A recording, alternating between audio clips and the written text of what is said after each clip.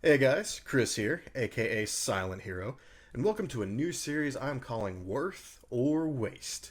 The premise behind it, as you can probably assume by the title, is that I'm going to be going through all the games that I personally own, starting with the Super Nintendo, and give them my best effort to play all the way to the end credits. From there, I'm going to report back my thoughts and whether or not I feel it's worth your time or a waste of time.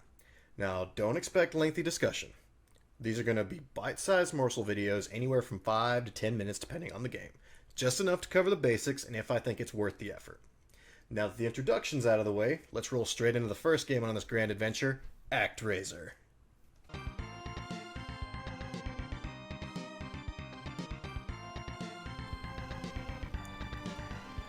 Oh, Actraiser, where do I even begin?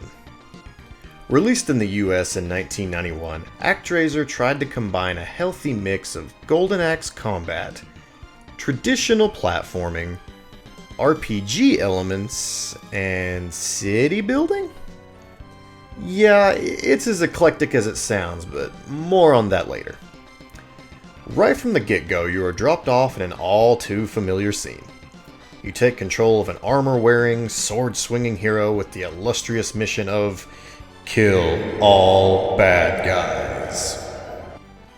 Immediately, however, it is pretty obvious he sacrificed points in his dexterity because this guy controls like a tank. Very stiff four-directional movement, and your choice of standard attack, jumping attack, and crouching attack. As you progress your way through what feels like a discarded Ghosts and Goblins locale, you eventually come across the first boss of the game, and where my previous attempts at this game fell flat.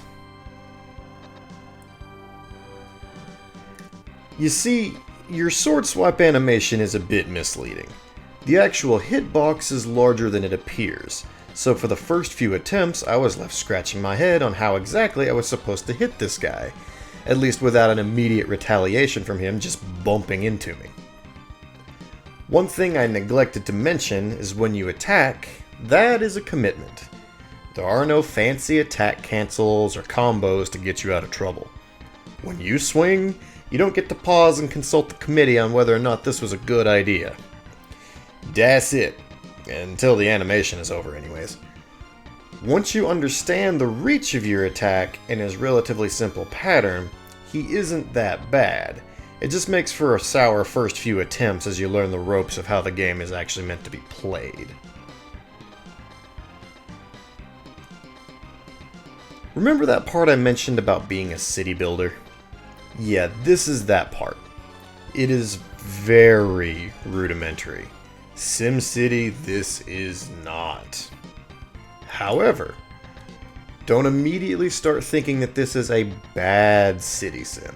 It's just a basic one. I actually rather enjoyed this aspect of the game as it gave you a much needed mental break in the sometimes stressful action sequences. I would like to point out right quick that it is impossible to fail the sim sequences. I tried. Trust me. So if you're like me and you suck at city builders, have no fear. Keep plugging away and eventually you'll clear the area of the remaining monster hideouts and force the true area boss out of hiding. And that's really the long and short of the game. You alternate between Act and Sim until all the areas are populated, leveling up and gaining more hit points as your world population crosses certain thresholds, which in turn makes the later Act stages easier than the first stages just simply because of the amount of errors you can now make without dying.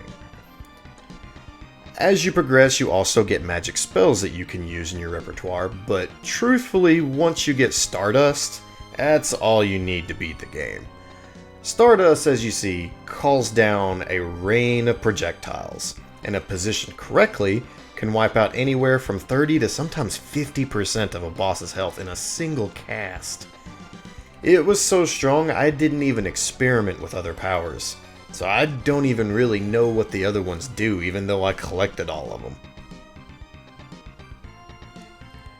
The final level of the game pulls the card that many games of its era did and puts you through a boss gauntlet of the major bosses in the game before pitting you against the multi-form true final boss.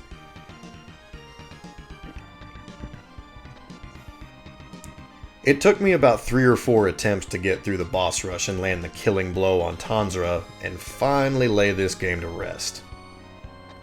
Overall, not a terribly difficult final stage, especially when you learn a few of the tricks that you can use to take out some of the bosses with little to no damage, while saving your Stardust for Tanzra.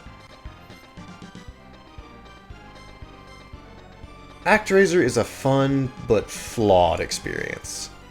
The tanky controls and sometimes unforgiving level design, I'm looking at you, Ice Tree stage, really hold back what could have been a fantastic and unique experience. But the oddly soothing sim mode and the solid soundtrack stand out just enough that I can see why it still pops up so frequently on top 10 forgotten blah blah blah blah blah. The final verdict though, is it worth your time? And in the case of Actraiser, I say yes. Get through the first couple of stages, get Stardust, and coast your way to the end. When the dust settled, I was able to say that I enjoyed Actraiser. It's not perfect, but it doesn't need to be. It's fun enough and memorable, and that's enough for me to say, worth it. Thank you guys for watching. If you enjoyed this video, please give it a like, leave a comment down below, and don't forget to subscribe. We love and appreciate all the support you guys give us. Also, don't forget, you can catch us live over on Twitch at twitch.tv/SilentHeroLive, and you can keep up with us on Twitter at SilentHeroLive as well. Catch you guys next time. Peace.